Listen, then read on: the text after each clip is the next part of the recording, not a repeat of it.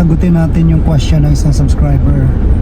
Ano daw yung gagawin niya kasi 3 years na sa company, walang mga benefits at hindi pa siya regular. So ang tanong dito, may pananagutan ba yung kumpanya? Yun ang mga explore natin. Anong kontrata ba pinirmahan niya? Ano ba yung form of employment niya? So yun ang mga areas na i-discuss natin dito. Pero bago lahat, shoutout muna natin ang ating mga followers and subscribers.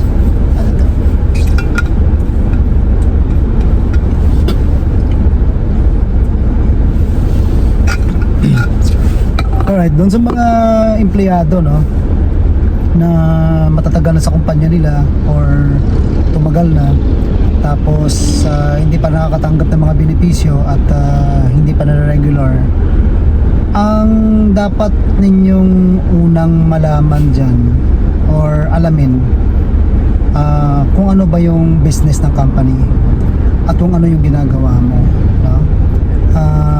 Kung ano yung ginagawa mo dapat related sa business ng company, no? Yun ang unang clue. Yung mga clue muna yung tinitingnan natin dito kasi ang mga kontrata madali namang gawin yan madaling ikot-ikutan yan no? Yung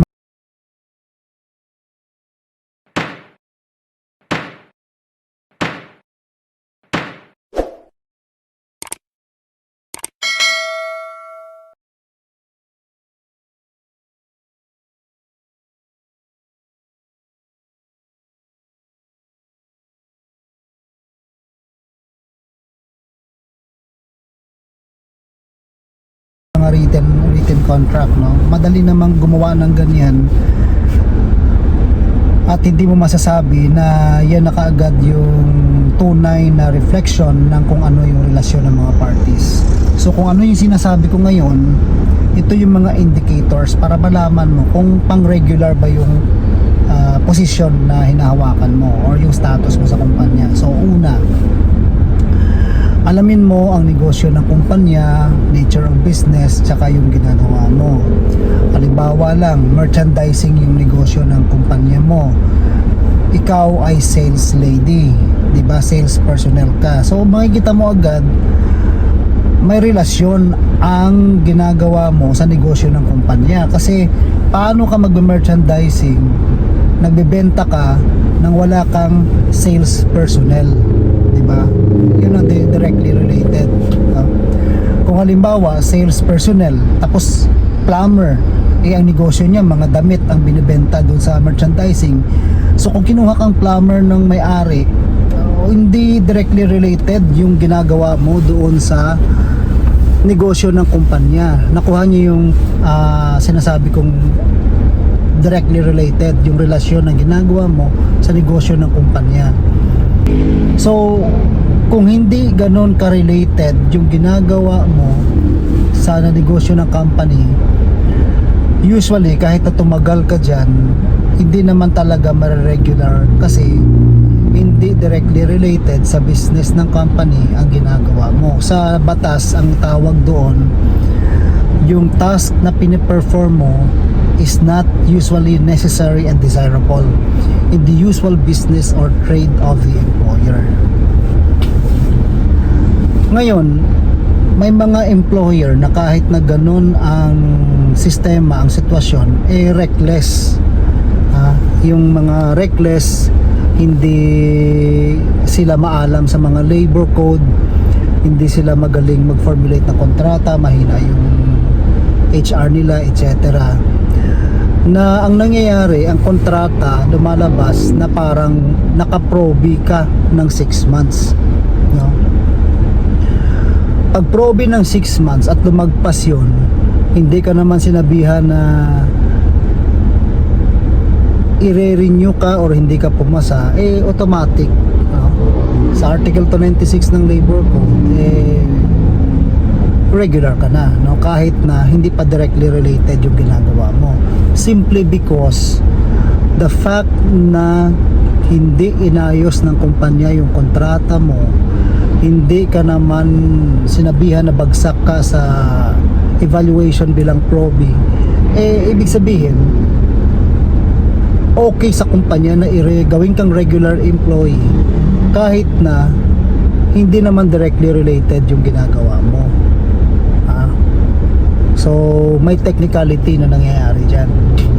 So halimbawa na lang, nag-sign ka ng kontrata, nakalagay dyan proby ka, tapos hindi naman directly related ginagawa mo. Yun nga lang, hindi naman na-evaluate ng HR, hindi ka naman nagpirma ng renewal ng contract.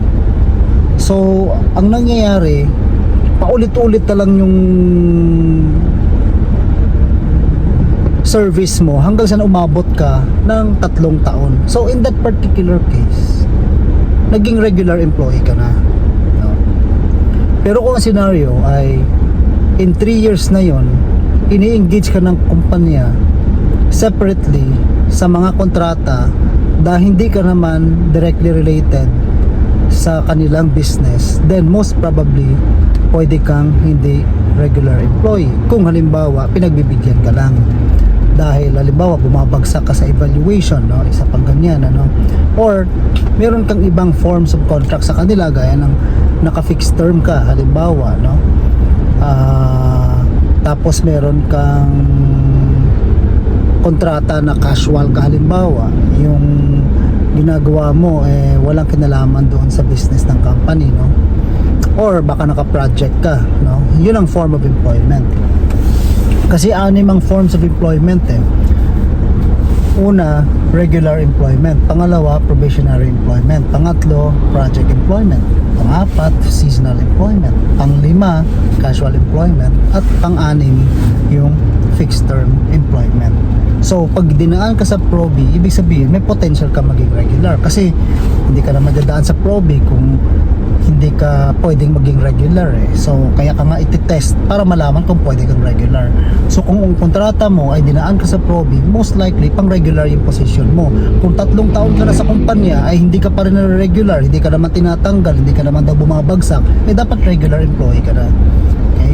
So kung regular employee ka na, dapat ikaw ay mabigyan na ng lahat ng benefits na nasa ilalim ng labor code natin.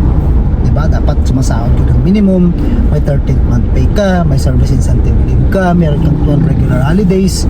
Tuwing nagtatrabaho ka ng holiday, meron kang holiday pay premium. Pag nagtatrabaho ka from 10 p.m. to 6 a.m., meron kang night shift differential. Every time na magpa-perform ka ng service beyond 8 hours, meron kang overtime pay. So yun ang mga benefits na entitled ka. Ngayon kung regular ka na halimbawa, tapos policy ng kumpanya ninyo na kapag regular ka, may isang sakong bigas ka kada buwan, meron kang allowance, meron kang transportation, meron kang communication subsidy, dapat makuha mo yun kasi regular employee ka na. So halimbawa sa ganung sitwasyon ka tapos 3 taon ka na, hindi ka pa rin ginagawang regular, anong gagawin mo? Di magsena ka, no? Mag-establish ka muna ng maganda. Kung halimbawa i-chat mo muna yung HR ninyo, yung may-ari, ma'am, sir, 3 taon na po ako, no? Na-proby na ako, tapos hanggang ngayon ang proby ko 6 months lang naman, tapos hanggang ngayon nandito pa rin ako sa posisyon na to, samantalang 3 taon na ako. Kailan po ba maging effective ang aking benefits as a regular employee? So ganun mo siya i-communicate. Ngayon kapag ang kumpanya pumayag naman, nag-compute kayo, binalikan yung mga dapat na bayaran sa di well and good. Kapag hindi, wala ka magagawa, kundi mapipilitan ka talaga magsena, no? Mag single entry approach. So if that happens, panoorin mo na lang yung mga video ko sa Sena. So yung mga benefits mo, entitled ka dyan, yung mga yung regular status mo, syempre pag regular ka na, hindi ka na pwedeng tanggalin for failure to qualify based on reasonable standards made known to you at the time of engagement, kasi nga regular ka na, no? Tapos ang ground na lang para matanggal ka dyan, yung just cause at authorized cause, diba? Yung just cause, article 297 ng labor code. Yung authorized cause, ito naman yung sa article 298 or sa 299 yung termination due to incurable disease. So doon lang umiikot yan, ano? So first thing, sabi ko sa'yo, tingnan mo muna kung anong klaseng form of, or anong form of employment meron ka sa kumpanya. Ano ba yung nature of business ng kumpanya, no? Yung mga ganun lang, para na natin ma-rule out yung mga ibang scenarios na posibleng meron dyan sa inyong sitwasyon. So, kung napanood mo to at na-assess mo yung sarili mong sitwasyon dyan, at na-check naman na talagang dapat regular ka na, then go ahead, file a SENA case against the company. So with that, guys, thank you very much for watching, and again, if you found this video helpful, then share this with your friends, your colleagues, your family members, co-workers, or any person you think will benefit from this information. And again, thank you for watching this video, and I hope to see you in my next videos.